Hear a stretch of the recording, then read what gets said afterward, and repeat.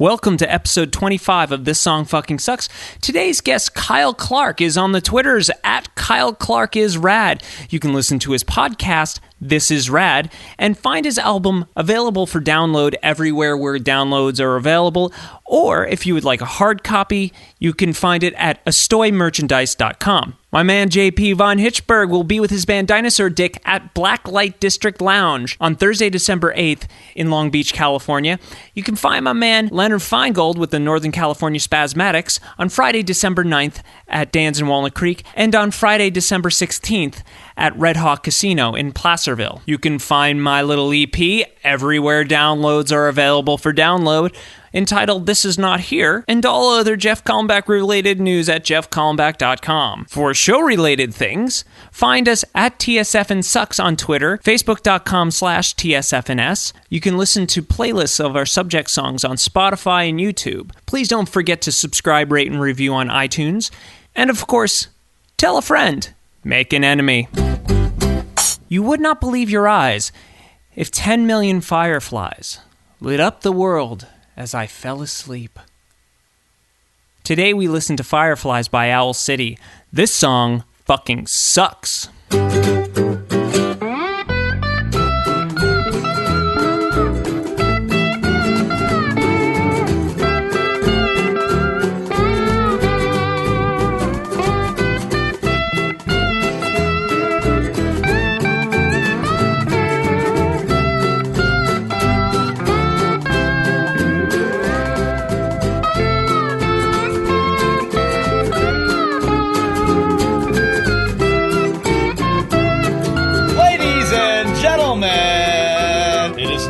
Time for This Song Fucking Sucks with Jeff Kalmbach. Jeff, take it away, son.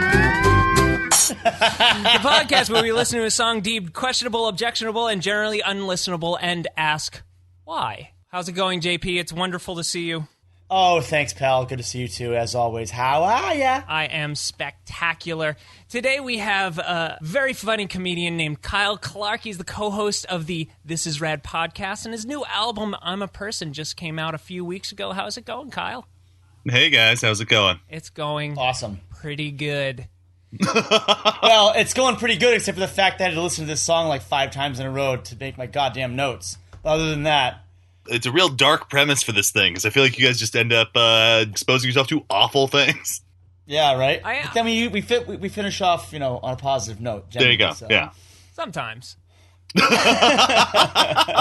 Speaking of which, what song are we doing? What song are we doing indeed? This is Fireflies by Owl City. Great name for a band. A great name for a city. And by band, I mean one guy. Yeah. The harbinger of the bedroom thing. That's the weirdest thing about this song, is that theoretically the back narrative to it is something I'm normally all for. Like, I love a DIY project. I love somebody who's like, oh, I did the whole thing in a room. Yes. Except this time where they made the shittiest song. It's not even like fun shitty. Like, it's shitty in a way that's like just generic enough to like it makes like Muzak sound exciting. Oh, I love Muzak. This thing gets me excited, but totally in the wrong direction of excitement. Agitation and frustration and annoyance is what just comes seeping out of me. He's like the milquetoast Soulja Boy. Oh, it's just, yes. It's so awful. I have so much to say. And it's weird. I don't even think it's awful. I just think it's so bland that it just like bums me out, because it's such a thing that people are like, oh, I like this because it's non-offensive and I don't have to think.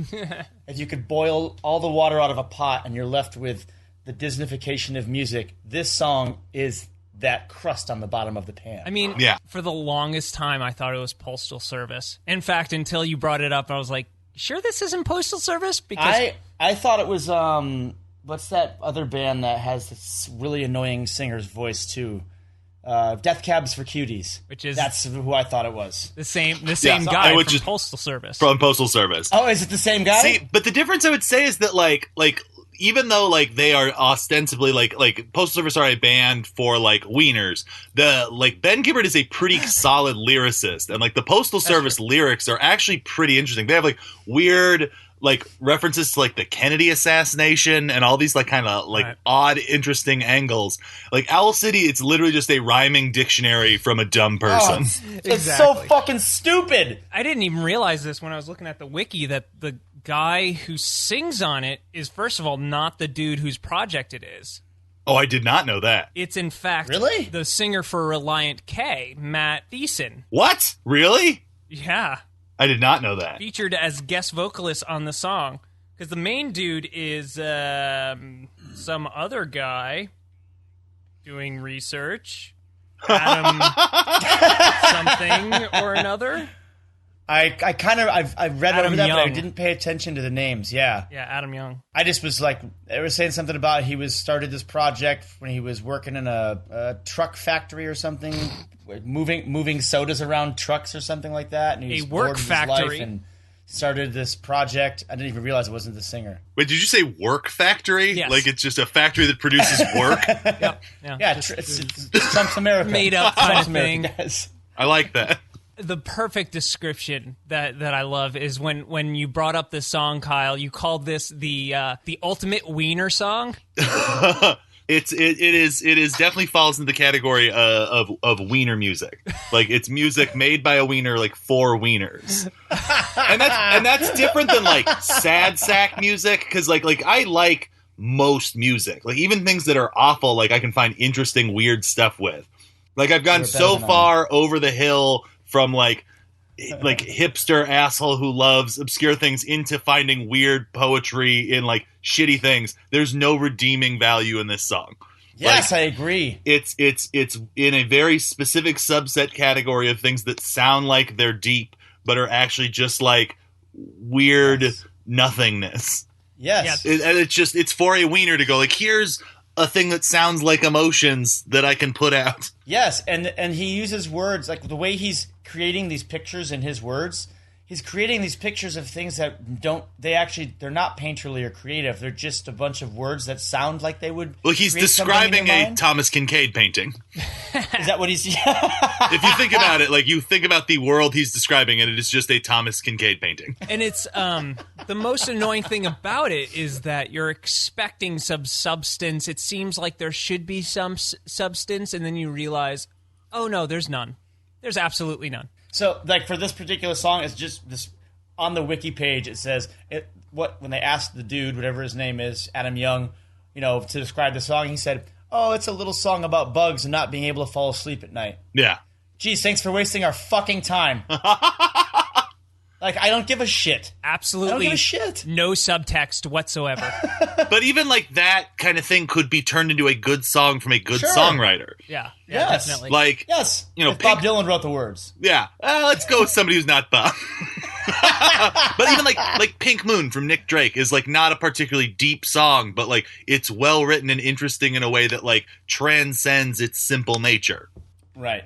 This one does not do that. No. I think the big thing about it is there's so many wasted opportunities. Yes. From a songwriting perspective, when you have 2-3 minutes and you only have so many lines to use to get your idea across, every line is valuable to a good songwriter. To a not good songwriter, it's all just space I gotta fill. Right. And so it's like he'll start going down this road and then kind of go, I don't know. Here's the thing. Yeah. Here's another weird imagery that doesn't have anything to do with the things I just talked about. Exactly. Just sound like a hipster.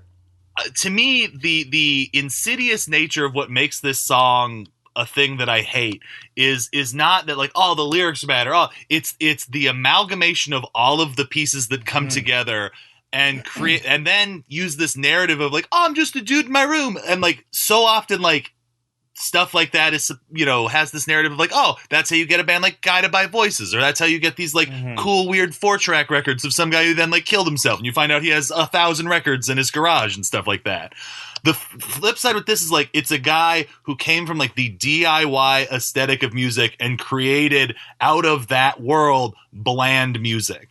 Like he has all the freedom in the world to make something cool, and instead like made something that like makes Plain White T's go like, this is a little lame. That to me is, I feel like this song from the time period that I remember it coming out at, to me was such a harbinger of it's kind of that last legs of when like radio music was really a thing that was pushing. Because I remember I worked retail and at a school when this song was out, and so I was working with middle schoolers who liked this song, and then I was working at a place where like this song played every fourth song on like the playlist at work. And one of the things that I distinctly remember is it was the Kings of Leon. It was the Twilight soundtrack, and that was like the soundtrack to 2010. There was just this groundswell of inauthentic pop music, or not even pop music, because at the same time, I've talked on my podcast a long time ago. This is the same time period where both like hip hop and pop music got super weird and started doing like weird noisy things. People are taking acid and doing weird stuff. And then after this, it's just Mumford & Son forever on the rock radio station. So to me, like this song literally is the embodiment of like when rock music fell. Died. Died. And because I don't see it as dead, because there's still a ton of great bands out there. But when it stopped being number one, not. to me, there's a difference between like losing the number one spot and being dead. And to me, like you're going to end up with more interesting. Sorry, I'll stop. I'm in mid monologue. No, that's fair enough. That's fair enough, though. I agree with that. Everything cool went underground. But everything cool's always been underground. Like nothing good ever happens when something goes above ground. That's right, because Nirvana gave birth to Eve 6, and we all know how that went. Hey, man, I kind of like Eve 6. Let's blame Candlebox. Like, let's set down. Candlebox. I can go through some Eve 6 songs that could turn you around.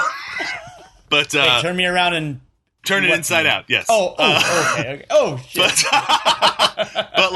But I mean, it's the same thing. Like I feel like that's such a weird thing, and that's why I'm almost kind of happy that doesn't exist anymore. Is that idea of like, oh, we're gonna break onto the radio, and then it's all good from there. Like, no band has ever like broken big and then released their best record. Right. I think this is a perfect example. I can see you running through in your head. Like, wait a minute. I can think of one. Who's that? Tool. Okay. Yeah. Okay. But they still manage to be underground even when they're above ground. I know, but everything about Tool it doesn't fall into the normal way that things work in music in any way whatsoever. Anyway, so that being the case for them, I retract my statement. No, and I would say that I would be curious to see, because you're talking Anima, right? Yes, exactly. I would be curious, even like from a pure cold-blooded music industry standard, whether like Anima sold better than Perfect Circle's first record. I'd be curious to know the same. As like their breakout high point. Jane, get on that. Yeah, why don't we have a researcher? Yeah, you guys of anybody need a researcher. I don't strive for accuracy. When suddenly we bring in Tool and something like that, it's like, oh shit, I wasn't prepared for that. I'm sorry, I guess you didn't know who you're dealing with here. I mean, I'm not completely against the beeps and boops of this song, but me neither. But I think that there's one part of this song. This is probably the only nice thing I have to say about this song, is that I actually do like the fact that first chorus is a negative accent, and I can appreciate that. It feels like a negative accent. Like, it doesn't go into the full drum beat as the rest of the choruses do. Actually the beat drops out. It's just him pumping the chords and it's singing the chorus. See, and to me, that's just tricking the audience into knowing the lines so you can sing along to it the next time it comes around. Yeah. Right, and from a songwriting standpoint, it's a good songwriting tool to use. Good production trick. And I can say this: the production on that is on the arrangement and stuff is good. All that being said, I really wish there was one real instrument in the whole thing, like just one acoustic instrument somewhere in there. See, that doesn't bother me. What? So you play, I imagine? Yeah, but I love real drums, and I have a hard time when everything is just so digital sounding, and this song just sounds so digital with all the pitch correction and everything. It just sounds like computers talking. At the same time, I feel like I've found that there are like bands who can make all that kind of stuff work. Like, I don't know if you're a fan of like Atari Teenage Riot, because they are all digital, and they make drums that sound more terrifying than straight drums. Like, when I've seen them live, like, you'd never believe that a band that just uses an MPC on stage could create such a fucking racket.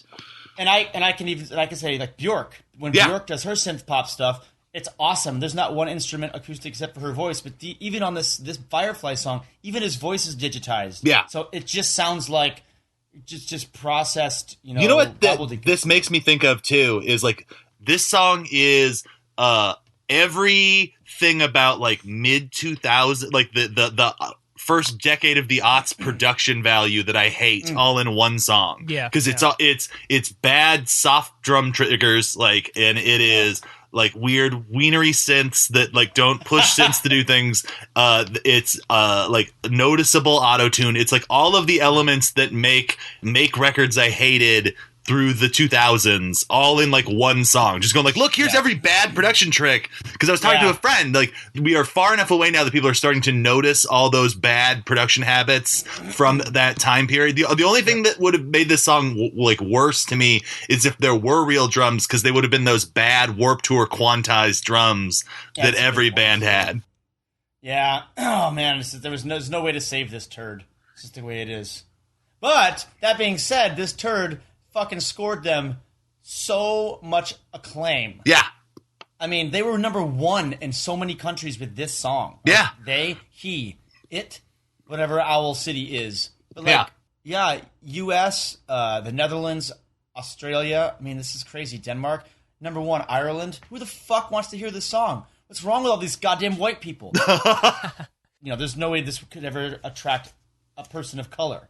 Like, of any color. Like, this is the whitest of white music there could ever possibly be. It's chicks and wafy girly boys at every show. They're eating their vegan grilled cheeses, sitting in an SUV made by BMW or Mercedes, talking about how their dad didn't buy them the deluxe limited edition of the vehicle. I would more describe it as basic people. Like, this is basic people's anthem. Like, because I think that transcends like race and everything else. But it is this is a pumpkin spice latte as a song. Yes, it's a hermaphroditic asexual pandering. I don't know, but like there's a lot of real good hermaphroditic panasexual bands out there. I don't know, like, man. Something about this one. There's like, I almost feel like we can't let any one group take the blame for this song's actions. Like, that's unfair to any group to put that kind of horrible thing on them. It's very PC of you. I'm just trying to spread it out that there's a lot of garbage in the world. I don't think we can blame anyone except for the guy who made this song, who we should beat up. Pitchforks and torches. Like, we should be chasing him on horseback, like out of Planet of the Apes. Yes. It just bums me out because you know that like this song sat in a corporate boardroom and people listened to it and went like, "This is the one. We got this." Hey, the Owl City guys. I haven't felt this good about a song since Mambo No. 5. That's coming up next, sure, right? That is an upcoming episode for sure. I'm a little disturbed at the end how he talks about saving some of the Fireflies in a jar. It kind of bothers me. It's like, that's kind of mean. They're going to die. I'm not sure if he's saying that he's catching the Fireflies or if he's catching his dreams in a jar. Ah. See, that's where I think he's trying to be creative right there. Oh. Because if you look at you think one and it's the other? Okay, I got to... But see, for me, I think it's really stupid. And in there he says, to the 10 million Fireflies, I'm weird because I hate goodbyes. Oh, really? You're weird because you hate goodbyes? Yeah, nobody hates that. How many people fucking love goodbyes? That is such a stupid line. It sounds like the kind of thing when you have to like make up a rap song for an improv class. Yes. Like most of the lyrics feel like they are put together like he just cut out my name's L City and I'm here to say like and then just kept the rest of the lines. Yep. And this is the thing, too, about this guy. How come his R's are so hard pronounced? Flyer, R, and all of the words end in R. And it's like he's like completely emphasizing the fact that he has these hard R's in his pronunciation. So if my dreams get bizarre in a jar, it's like he's constantly hitting the R's over and over and over again in the song. Well, it's because he had taken enough annoying things from ripping off the Postal Service. It was time to rip off Tom DeLonge's vocals for a while. I know, it's like Jesus Christ, not man. a good thing. Not a good thing. I know. Over and over and over again. I mean, the fire, it's all these R's everywhere. I really can't handle his voice, man. I can't handle it. Well, and it's weird now knowing that that's not even the guy. That's like that's so weird because now we have to be mad at two people. I know. Oh, that's funny. You know what? I'm remembering. I did a gig in September, and afterwards, this lady comes up to me, And she's just like, oh, yeah, your band, blah, blah, blah, blah, blah, blah. And then she's like, you know who I love? I love Relient K. They're my favorite band. I follow them around. Here's pictures of me with them. They named themselves after their car and just like started, I don't know, just hitting me over the head with Relient K knowledge. That's a real story? That happened to you? Yeah, of course. I'm so sorry. I'm fascinated by, like, when you realize that, like, every band you've ever seen or every band you hate, like, is somebody's favorite band. I know. And it's weird because, like it's easy when it's, like, possible? A big band that you, like, don't like. But, like, there's definitely, like, there's, like, weird bands that I, like, think of as, like that sort of exist. Like, they're just in the music sort world. Of exist. But, I realized one day, I'm like, God, somewhere somebody, their favorite band is Guttermouth. Like, and I just want to know tattoo of it. Yeah, like there's somebody who like has every Guttermouth album and has seen Guttermouth like 100 times, and I just like, because that's a band that I hear like once a year, and I'm just like, oh yeah, that like fifth tier NoFX band, and like somewhere probably in Florida, like someone is just like, Guttermouth is the best band for life, and I'm fascinated by that. I feel bad for people like that. It's like, you haven't heard anything else since then? I don't feel bad because I feel like that almost makes them like an interesting person. Like they might they're into like this weird specific thing where I'm just like, oh, that's fascinating. I'd rather have somebody be their favorite band be Guttermouth than the Beatles. See, that Beatles don't count as a favorite band. It's like, yeah, everyone likes the Beatles. That doesn't say anything about you whatsoever. It's like, yeah, I like to eat food. I think it's more interesting when someone says that they don't like the Beatles, because I'm like, how? Oh, yeah, I am. That's me. You don't like the Beatles? I do not like the Beatles. Yeah, I mean, we don't. If we want to go down this path, we can. But I always find it so interesting with people. It's, you know, I'm not going to make you like the Beatles or anything. Yeah, it's for sure not going to happen. I have a theory on it that like I didn't grow up with them. Like my parents don't give a shit about the Beatles, so like I didn't have that like inherent respect built up for them. And so it's one of those things where I'm like, I just have no, like, I feel like a lot of Beatles love comes out of this like historic, like, well, we all like the Beatles, right? But if you remove that and just look at them objectively, it's easy to be like, oh, I just don't like this band. Yeah, well, it's like I remember, like, I grew up with the movie Labyrinth. I love the movie Labyrinth.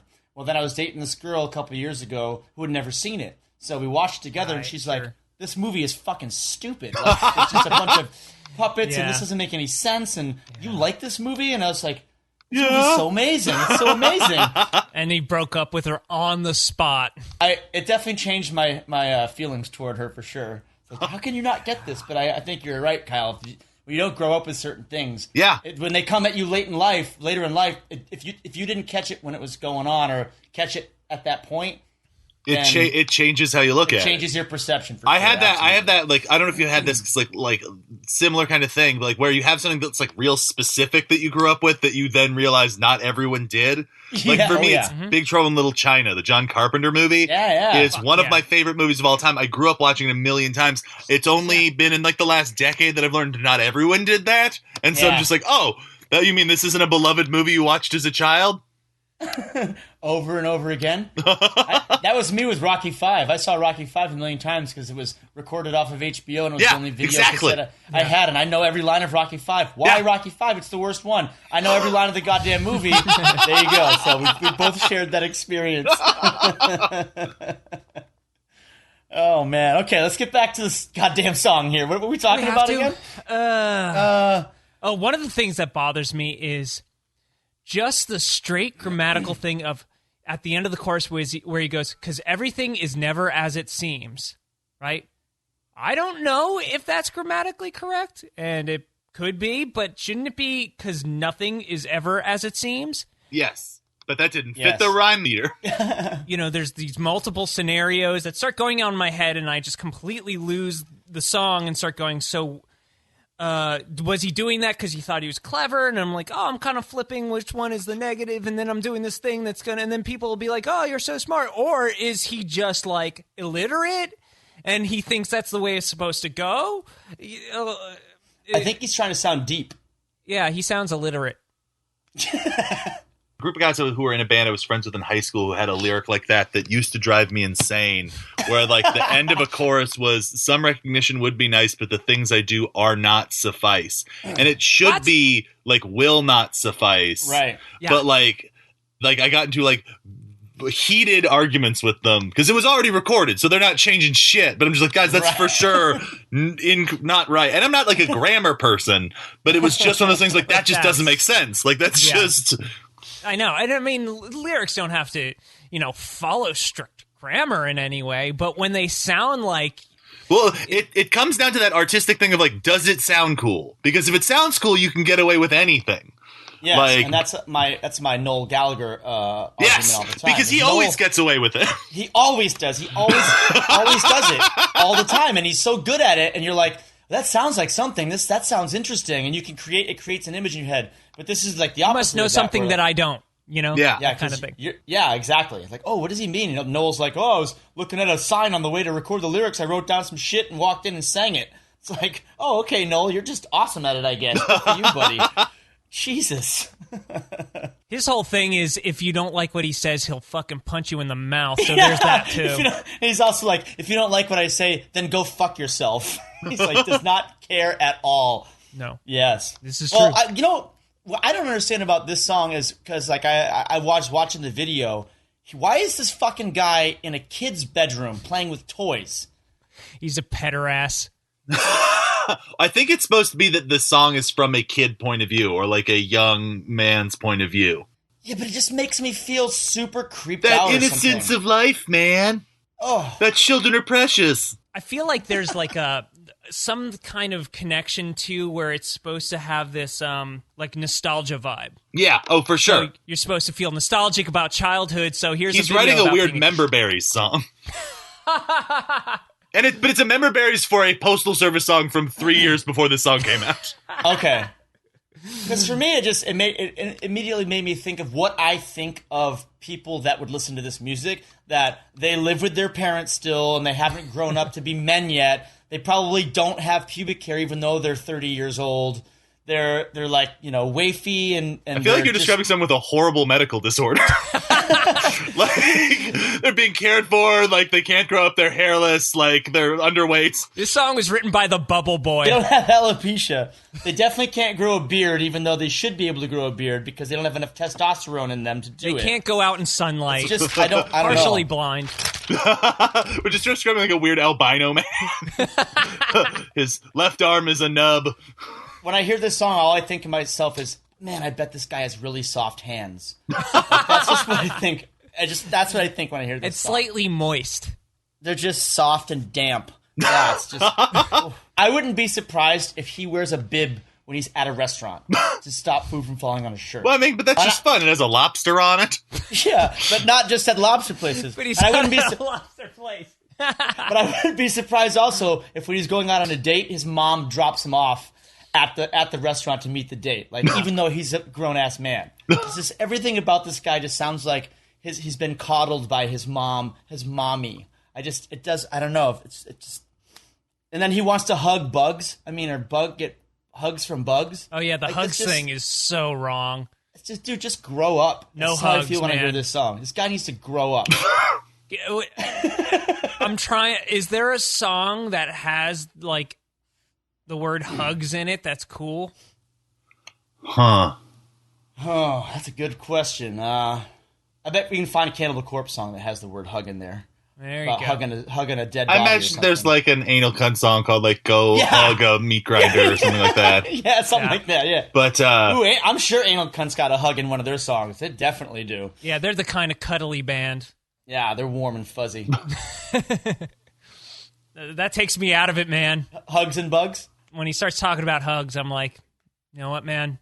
It just, everything about this song is so soft. It's so, I mean, I don't need it to be like rocking hard, but there's like no depth and it's just soft and wimpy. Yeah. And it just sounds like, I don't know, like and it bums me out because like I enjoy like a synth pop band or two, but like these guys are like make like the lame guys in a synth pop band look at him and go like, well, now we have to fight this guy. Yeah, like, yeah, totally.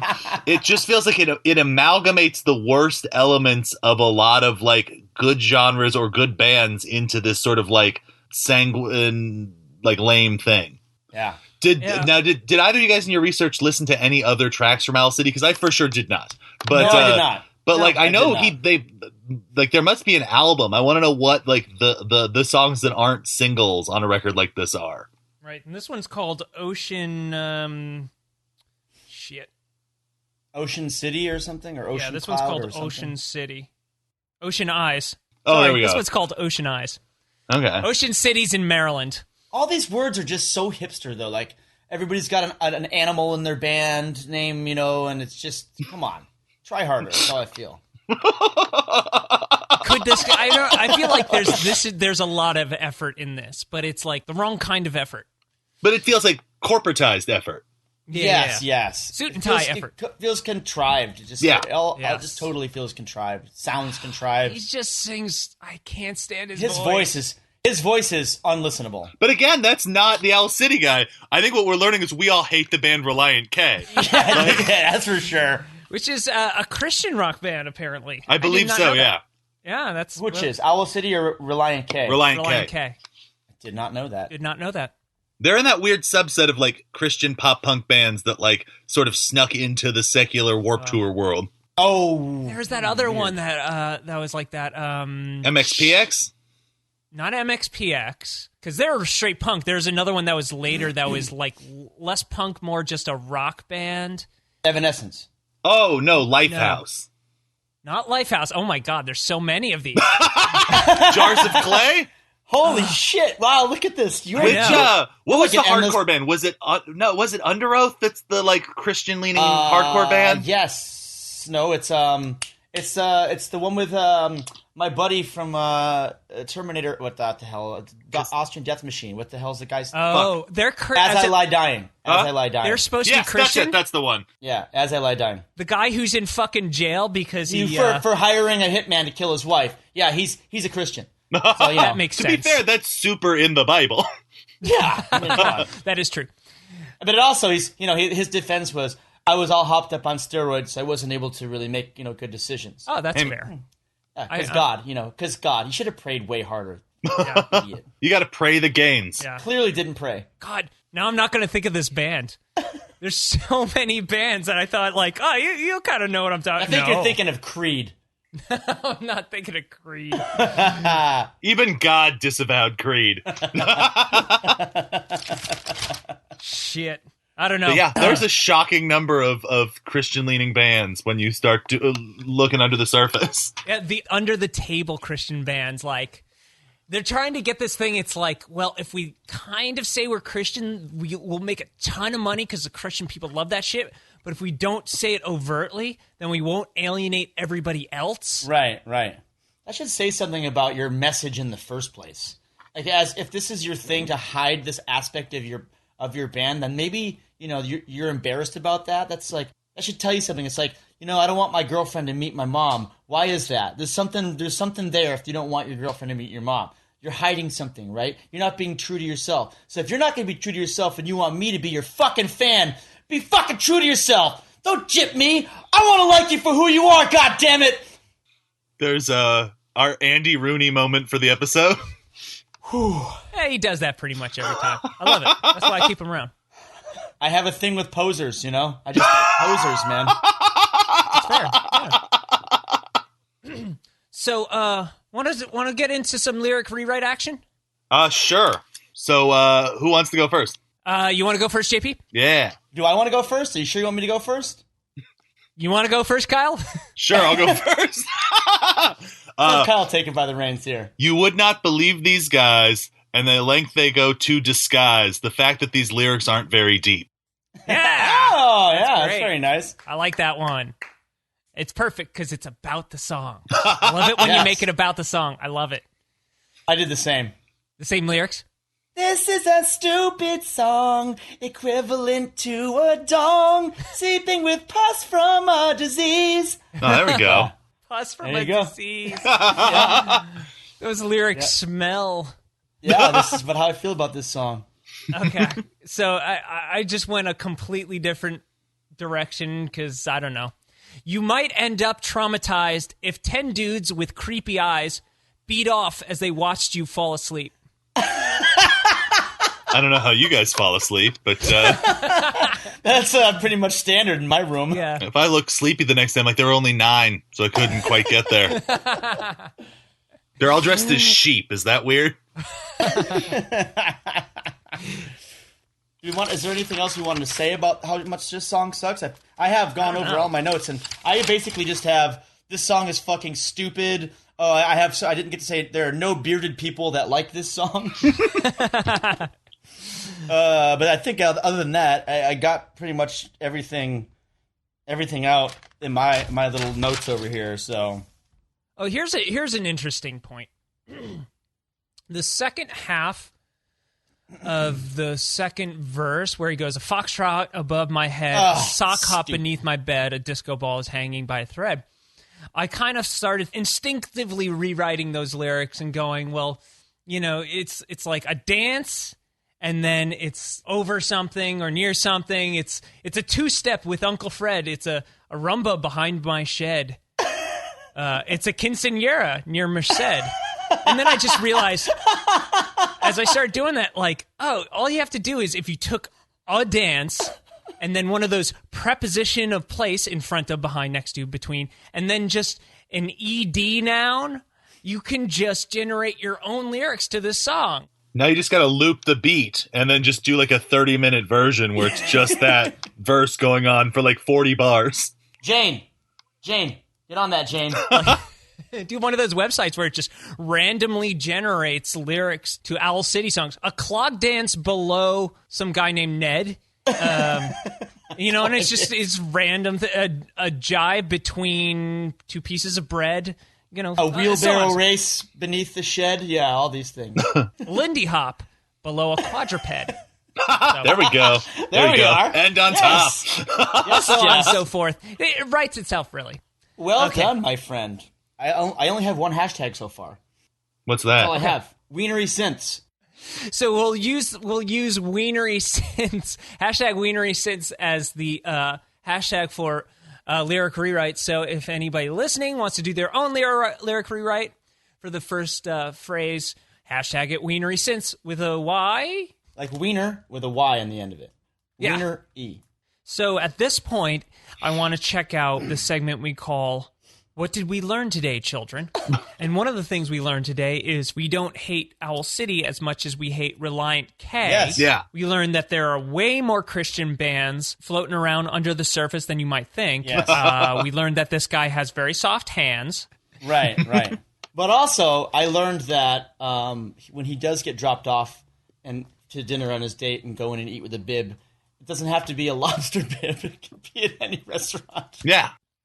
That's one of the things. It could be a lobster bib, but it doesn't have to be at a lobster restaurant. I was actually just with some people when we were talking, we got into a conversation about lobster bibs, and now I'm obsessed with the idea that if you go to Red Lobster and you order not seafood, they give you a bib with whatever the type of food you ordered is. So they have a chicken bib, and they have a bib with a cow on it that's dusty because no one has ever ordered from it. Yeah, right. A dusty cow bib. Yeah, and so I'm just obsessed now with like animal themed bibs. Hashtag dusty cow bib. Dusty cow bibs. Dusty cow bibs is also a name of a third-rate wrestler. He's definitely a heel. Oh, look at this guy. Just neon chaps. You get one with like a carrot on it if you get a salad. Yeah. If you're a vegan. And you also get E. coli because you don't want to be eating vegetables at the Sizzler. No way. Red Lobster. That was their fucking difference. Whichever. So that's for the What Did We Learn, Children?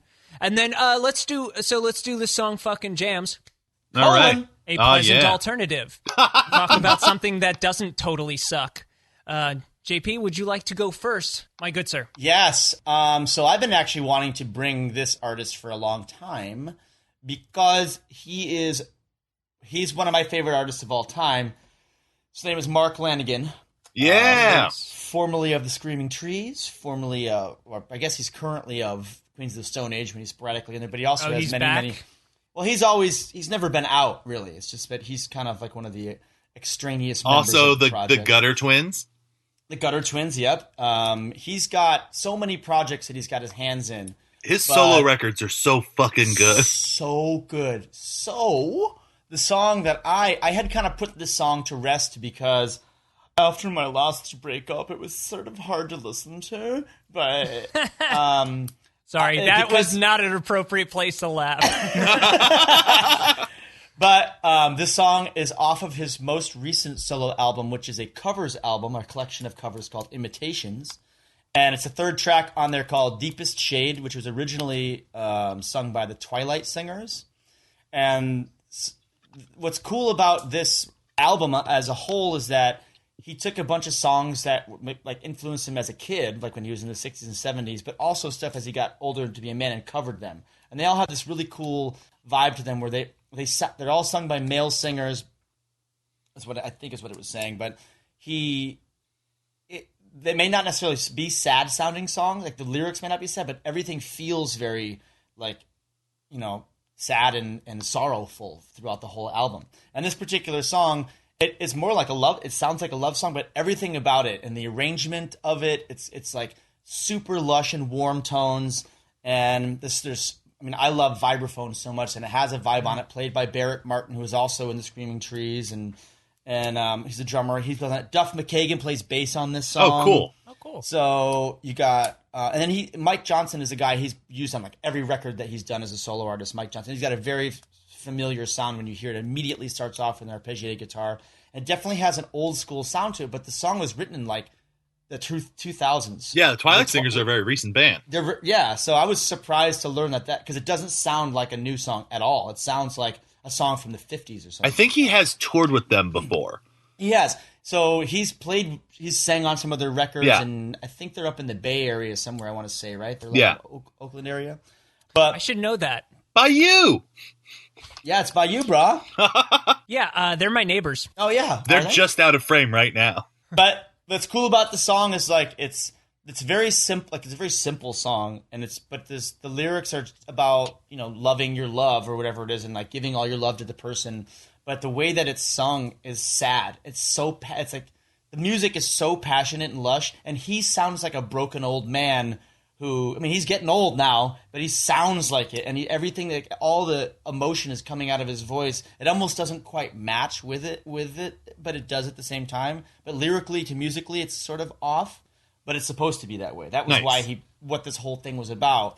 And so when it came to, you know, what I thought of, I mean, I've been wanting to bring him up in this podcast for so long, but what made me think of it for this particular episode was how bland and meaningless the Owl City song is. And how this song, even though Mark didn't write it, the way that he projects it in his singing, you would completely believe that everything that he's saying or feeling is there, because he's a fucking real artist. And his voice, I mean, it's Mark Lanigan. He's got the coolest fucking voice. Like it's like Tom Waits, but he can sing. You know, like that's to recap. That's Deepest Shade by Mark Lanigan, a song by Twilight Singers on the album Imitations. Nice. Can I throw an addendum to yours real quick? Yeah. Anybody listening who doesn't have the Bubblegum record from Mark Lanigan should get it and just immediately put on Methamphetamine Blues, because that is one of my fucking favorite songs of all time. So, it's just so dirty. Yeah, I love that record. It's a good one, yeah. I never thought I was going to see him. I didn't even know he had fans. And then a couple of years ago, he played at the Echo. Downstairs in the big room, I'm like, there's no fucking way this place is going to be filled. Like, it's too big for him. And it was full. Yeah. And I'm like, who the fuck are all these people that like Mark Lanigan? I mean, I could talk about Mark Lanigan till I turn blue in the face and nobody knows who the fuck I'm talking about. I think he's like a secret. Like, he's one of those great kept secrets of rock and roll. Like, once he's dead, another 10 years, and then he'll be one of the most famous singers of rock history. Right? And so it was crazy, too, because it was right when that album came out where he was doing some...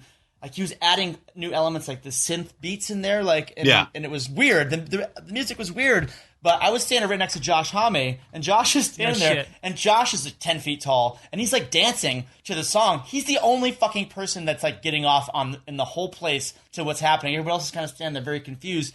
And then Josh, like, he outwardly goes, "Yeah, fuck you people, you don't get it." And I was like... I love Josh Homme. I would suck that man's wiener right now. No, I'm just kidding. Some ginger on ginger love. Ginger beard on ginger thatch. Oh, that's another one we can put in there too. Hashtag ginger beard on ginger thatch. All right, good. Now we got three long ones. Hey, Kyle, what you been jamming on lately? Actually, it's funny that you mentioned Tom Waits except he can sing, because I actually picked a Tom Waits song for this. I love Tom Waits. He is, I've been jamming on just, I don't know why, like I've just got back on a big Tom Waits kick as of late, and so I am going to recommend the song Come On Up to the House from Tom Waits off of Mule Variations. Love that album. Fuck me, that's a great record. And just closing out on Come On Up to the House, that is and it's weird because like I definitely feel like I know many people who do not get on the Tom Waits train. They can't get behind the vocals and stuff like that. Like I love a tore up vocal. Like some of my me too, man. Tom Waits, Mark Lanigan, Chuck Reagan, like a lot of my favorite singers are guys with real tore up vocals. But Come On Up to the House doing this just fucking off the rails gospel song that just feels like you are walking through an empty wheat field while everything is on fire, and like this is what plays like as the last remnants of humanity like ascend. Is just like I love that whole record has such an apocalyptic feel. And starting with fucking Big in Japan and then just moving through, like it has just this feeling of like wandering through this apocalyptic version of like the Midwest and just seeing like skeletons and farm machines that are rusting out. And it's just it is a masterpiece of a record, and that might be my favorite last track on a record ever. Like is Come On Up to the House. That's is my favorite Tom Waits jam, and it's just and I think as the world's become a crazy place, I've turned to Vitamin Tom. I'm gonna have to go. I haven't heard that song in years. I'm totally gonna throw on that record. In a minute. Does Primus play on that song? I know they play on Big in Japan. I don't think they're on that one because it's like an old like Salvation Army style band playing in the background. It's just horns and a drum and stuff like that. It's got the lyric "Get off the cross, we could use the wood." Like you can't go wrong. Yeah. Ooh, God, he's so brilliant. Doesn't his wife write all the lyrics to the music, and then he composes around his wife's lyrics? I feel like that's what I remember. I've heard variations. I never believe any background stories about Tom Waits because I imagine they're all made up. Like I imagine he's had so many personalities and so many personas and so many different elements that I'm just like, we'll get this straight story years from now. Yeah. I remember seeing there was some interview on some radio show or some TV show with him on it, and he was just sitting there. He's sitting there, and every answer he gives is complete bullshit, and he's just giving bullshit answers. And the interviewer's like, "Wait, what the fuck?" Like he's doing a total straight face, just to be a shithead, just to fuck with the person. I was like, I fucking love Tom Waits. He's so punk rock. He's so punk rock. He's rascally. Oh, he's so good. I love Tom Waits. Yeah, he's brilliant. Yeah, he's absolutely brilliant. Yeah, good pick. That's a good pick, Kyle. Thank you. Good one. I think I'm going kind of the complete opposite direction in a ways. I'm going like full-on music nerd, but not purposefully. So please forgive me in advance. But for much of the same reason. In my head lately has been the song "Dirty Work" by Steely Dan. So off of the. Thank you for laughing at me. Oh, yeah, okay, got it. From the Can't Buy a Thrill record, right? Okay. Not the Drew Carey cover of it from the Drew Carey show. Oh, God, I don't even know that one. That's Drew Carey started a band, and his big cover when it was Dirty Work from Steely Dan. That was one of the ones they do. Oh, I love that season. You know, it drives me nuts that none of the Drew Carey stuff, virtually none of it is available. Yeah, it's a real bummer. Fucking it's a lot of it's on YouTube. Yeah, I see what I can on YouTube, but it's like, I'm one of those completist persons. I want the beginning to the end, or nothing at all. That's how I feel about Star Trek. Star Trek: The Next Generation. It's like I have to watch it from the beginning to the end every time. I can't go back and jump through episodes. I have to start from the beginning. God, you got to go through that first season then, though. Yeah, first. How many times do you need to watch Tasha Yar die? Yeah, I know, right? All right, sorry, Jeff. That's quite all right. But couple of things. One thing, of course, it's Can't Buy a Thrill before they really get deep into the jazziness and the almost lounginess that is the Dan, and it gets into the very almost sterile kind of Asia era that throws off a lot of people, though close to my heart, especially being, a pretentious music nerd. So they played more like a rock band then. And of course, this is when they actually were a band up until, after this record and a little bit in the next record. After that, it was just Walter and Donald and whatever top studio guys they happened to have, and it was that, and they stopped playing live. So there's actually footage of them live from this era and stuff. And this is when they had the other singer too, David Palmer. Close relative of our favorite Robert Palmer. Simply irresistible. He sings on this one. This is the record with Do It Again and Reel in the Years and all that kind of stuff. I've never owned that record. Which Can't Buy a Thrill? Yeah, I'm going to have to get that one today. Yeah, there's a bunch of good songs on it. Kings is really cool. Change of the Guard's really good. And, of course, Reelin' and Dirty Work and stuff. Yeah, I like those songs. But this is when they were a little more rock. This is also when they had Jeff Skunk Baxter, who went on, before the Doobie Brothers were a thing. That's like Doobie Brothers was born out of this group. But the thing that brought this song to mind is just that first line, "Times are hard." I just kind of was thinking about just that idea. Most recent election that we just had?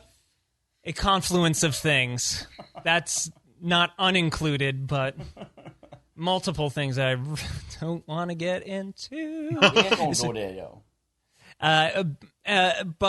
the song, of course, is about basically a dude who is this, just basically a booty call. And he's aware of it, and he knows that it's just like, oh, so, dude's out of town? Sure, I'm an idiot. I'll come fuck you because you're horny, and I know I shouldn't, and it doesn't make me feel good about myself. I'm going to do it anyway. Yes. I think a lot of people can relate to that sentiment. That, Jeez, I've never been there before. Yeah, there's that. And of course, the poetic way they do it. They definitely did a much better way of describing that circumstance than I did. There's the chess metaphor in there. Like the castle in its corner in a medieval game, I foresee terrible trouble, and I stay here just the same. So that song, lyrics, and then vibe, too. It's a great example of a song that it sounds like what it is. It's got a slightly sad vibe to it in that, it's... There's a feeling of the singer is not proud of, the circumstance he's in, but he's going to do it anyway. I feel like this song can speak to my heart at this particular... Oh, fucking speaking to your hat, kid. My hat! Never. Where's a hat? And a very R&B influenced tune, for them at this point. A great kind of has that vibe of a 60s soul thing, which I always love. Some great horn lines, and it's very delicate. I mean, the chorus is actually pretty explosive, but I'm thinking of those little interstitial moments after the chorus. It's like they're just... But they've always been really good at doing that, though. Steely Dan's always been really good with creating space and having good sonic space and making it delicate, but also make it have substance and meaning where it doesn't feel empty. I mean, that's one of the things I've always liked about them. Because, generally I gravitate towards heavier music, but when it comes to Steely Dan, it was always one of the things I could appreciate about them was their ability to make something sound like something with space. To be delicate. I don't have a feeling a doubt in my mind that their hands are rough. They probably have calluses on their fingers. You're not going to shake their hands. Yeah, that's an interesting thing about them is that they get put into this box of from the studio approach of being very sterile and very just pristine, because obsessive compulsive and poo-pooed by a lot of music people who aren't musician-y music guys, but at the same time their lyrical content is so kind of of the streets of the it's this drug use, and it's not unlike the dark world that Tom Waits likes to sing about. It has that village underground kind of vibe, but it just kind of where their heart is. Different. Yeah, but it sonically has this Steely Dan sound. Yeah. 70s light rock vibe, which I fucking love. So hey, this song fucking jams, brah. It does. I'm a fool to do your dirty work. Oh, what a great melody. Anyway, so that's my jams. Cool dirty work, Can't Buy a Thrill, Steely Dan. Nice. 1972, ABC Records. Plugs, Kyle. What do you want to plug? You're at Kyle Clark is Rad on Twitter. Yep, and then I've got my podcast, This Is Rad, where once a week we get somebody, comedians, musicians, different just people who have enthusiasm for something, and we talk about it for an hour and kind of get to know that person through the things they're into, and it runs the gamut from dad rock to Shakespeare to every October we do a whole horror block for October because I'm an obsessive, so it's a lot of fun. It's all about there's so much ironic detachment on the internet that we decided to do a show that's kind of about putting yourself out there and showing the things that you like instead of just telling people how much better you are than things by shitting on them. Tell me more about this. Look, sometimes you say things that hindsight's 20/20, friend. But that never happens to me. And then I've got my album, Kyle Clark, I'm a Person. I recorded it last year. It came out on Halloween this year because I decided I wasn't busy enough in October. I needed to take 4 years worth of work and put it on my favorite holiday. But it was when it rains, it pours, my man. I was, but I'm real proud of it. It was a labor of love. I put it out independently. So it's, if you want to support independent art, it doesn't get much more than one lone asshole fronting the money to put a record out. You can actually, I know the feeling, my good sir. You can also buy hard copies of the record. It's digitally, it's on everything. It's anywhere you go, you can find it. And then hard copies, you can go to estoymerchandise.com. That's my merch people, and they have my stickers and my pins, and then my record and stuff like that. I got fun pins that are I took different old punk band logos and redid them as my name. So I've got a Crass and the Misfits. Awesome. I'm trying to think. Cool. It's Crass, the Misfits. It's the old Thrasher magazine logo, and I forget what the other one is. So it's a fun mix of stuff. Explaining what those are to people often on the road. Sometimes a pin just has to amuse you. Yeah. Oh, that makes me sad. Sad. I know. I find that to be sad as well. You kids, you don't fucking know. You don't know. Put on your V-neck and suck a dick. Sometimes it's exciting though, because then you get to tell people about who Crass are, and then they're just like, "Hey, all right." Well, hopefully they go check it out. Maybe you're helping the youth of today. Yeah. Learn more about things. Yeah, but on my YouTube channel, which is just This Is Rad video, my girlfriend and I shot a short last month called The Arts and Craftsicker, and it's a 5-minute slasher film that uses arts and crafts pieces, and it's real fun, it's real funny, it's shockingly violent, and I directed that and co-wrote it with my girlfriend, and she did all the designs for it and plays the killer, and we're super proud of it, so we're just trying to put eyes on it. So if you dig either The Arts and Craftsicker, like massacre but craftsicker. Mm-hmm. I love it. Yeah, and so we have a whole channel's worth of stuff. We've done a lot of sketches. We did a short earlier this year called Were Dick. That's about a guy who's a dick model and he gets bitten in the dick by a werewolf, and now his dick's a werewolf. Yes, that's awesome. That's so up my alley. That's happened to me. Jesus. So check that shit out. We've got a lot of weird. It's an amalgamation of my sensibilities and my girlfriend's sensibilities. So it gets real dark and real weird on there. So there's a lot of fun stuff. I love it already. We do a version of A Christmas Carol where the ghosts all die jerking off while huffing paint. It's a good time. Yes. Yeah. Man, I'm in. Again, sold. It speaks to my heart. Fucking sold. Something I can understand. Yeah. So good. So with my band Dinosaur Dick, can I write a song called Were Dick and dedicate it to you? yeah, please. Let me know what you think of it, because I'd love to know. It's that was a real labor of love. That was a crazy. We had 4 location changes in 13 hours and got the whole thing shot in a day, 9 pages. It was madness. Damn, that's crazy. It's all for you. That's so cool. All practical effects. It was a real good time.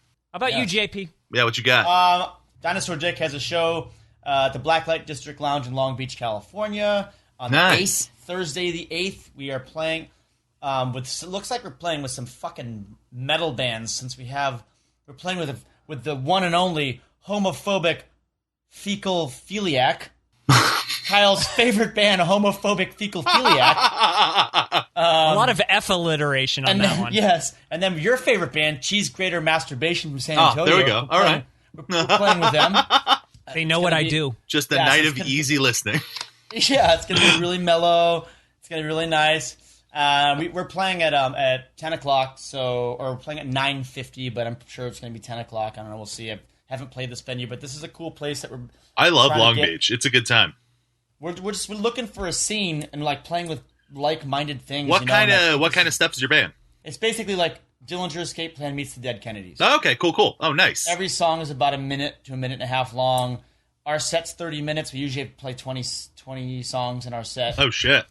Yeah, because if they're over, like it's like boom, boom, it's so fast. And we wear dinosaur masks and we don't talk to the audience. We just make dinosaur noises. It's like a insane petting zoo, really, is what it looks like. And most of the times, the audience just stand there and look at us like, what the fuck is going on right now? So, yes. I remember the last time I was in Long Beach for a show. I was at D Piazza's. I don't know if you guys played there before. One of my favorite venues. I used to run a comedy show there. And there was a band where there was a drum and guitar noise band, followed by a drum and bass noise band, where it was the same drummer in both bands. And I was so mad that they didn't just form one band. Right. Like it just if they seemed played like together? I was like, there's not even the both sounds sounded the same. It was just a different guy screaming in each one. I'm like, you could just have two screaming guys. Like, you could have had a 2-hour set here. Like, I still am mad about that because like, what politics are happening there that this drummer refuses to bring these two other guys together? That's hilarious. Bullshit. That is funny. So I think that wraps it up for Fireflies. Thank God. Yes. I'm going to bring it on home. Anything else you want to add to any of this baloney? Fireflies is an awful song. Don't go listen to it. There you go, then. Literally listen to anything else. I can say, if you haven't heard the song Fireflies by Owl City, just go into your bathroom and shit. Listen to the sound of your anus making noises. It's basically you're covering the song. I don't know. If your bathroom gets good acoustics, you could probably get a better bass tone going. Oh, you asshole. Exactly. Always naysaying. Always naysaying. So for JP, Kyle Clark, and Owl City, I'm Jeff Kalmbach. Don't let the man get you down.